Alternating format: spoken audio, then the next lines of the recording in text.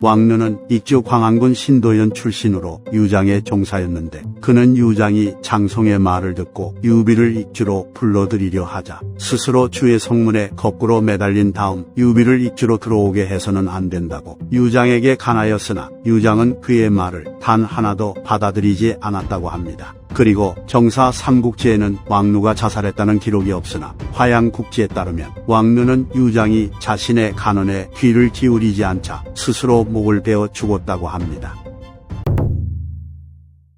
유비가 익주로 들어오게 되자 유장은 유비에게 수많은 물자와 군대를 지원해 주었는데 그 중에는 유장의 명장인 양해와 고패가 이끄는 백수군이라는 부대도 있었습니다. 하지만 유비는 유장의 기대와 달리 가명에 도착한 다음 장로를 공격하지 않고 그 지역 사람들에게 은덕을 후하게 베풀며 민심을 얻는 데 힘썼고 이에 유비가 다른 마음을 품고 있다는 것을 눈치챈 양해와 고패는 유장에게 여러 차례 서신을 보내 유비를 형주로 돌려보내야 한다고 간언했다 합니다. 그러나 유비군의 책사인 방통이 이미 모든 상황을 파악하고 있었고 그는 유비에게 정예병을 뽑아 송도에 있는 유장을 곧바로 기습하는 상책, 양해와 고패를 제거하고 그들의 군대를 흡수한 뒤 송도로 진격하는 중책, 백제성으로 물러나 형주의 군대와 함께 천천히 익주를 공격하는 하책을 제시합니다. 그래서 유비는 방통의 중책을 선택하여 백수군의 지휘관인 양해와 고패를 불러 그들의 무례함을 꾸짖으며 목을 베었기에 유장의 명장인 양해와 고패는 저항조차 하지 못하고 죽어버립니다.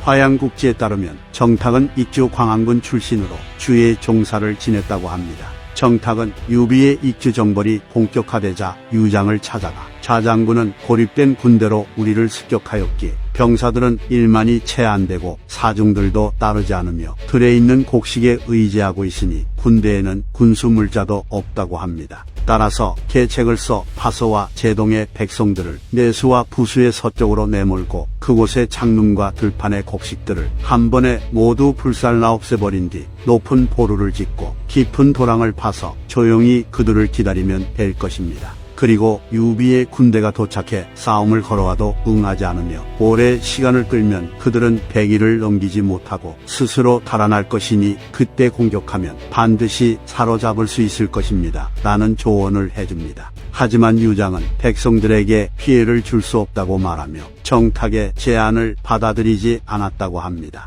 그리고 이후 정탁은 더 이상 등장하지 않는데 유비가 정탁의 계책을 듣고는 그를 증오했다는 기록이 있기 때문에 아마도 정탁은 익주를 평정한 유비에게 지켜 더 이상 관직 생활을 할 수 없었던 것으로 보입니다.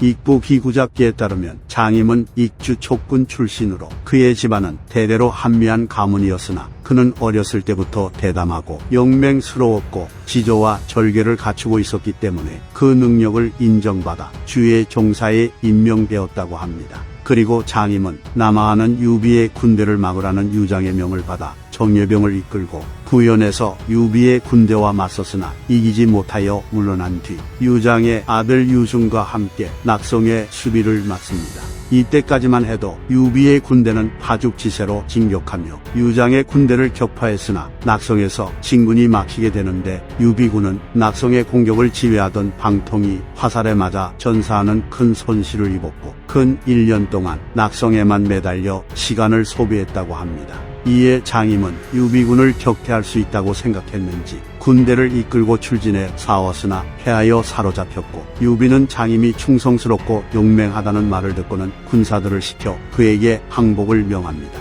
하지만 장임이 성을 내며 큰 소리로 노시는 끝내 두 명의 주인을 섬기지 않는다 라고 말했기에 유비는 할 수 없이 그를 죽인 뒤 탄식하며 매우 아쉬워했다고 합니다.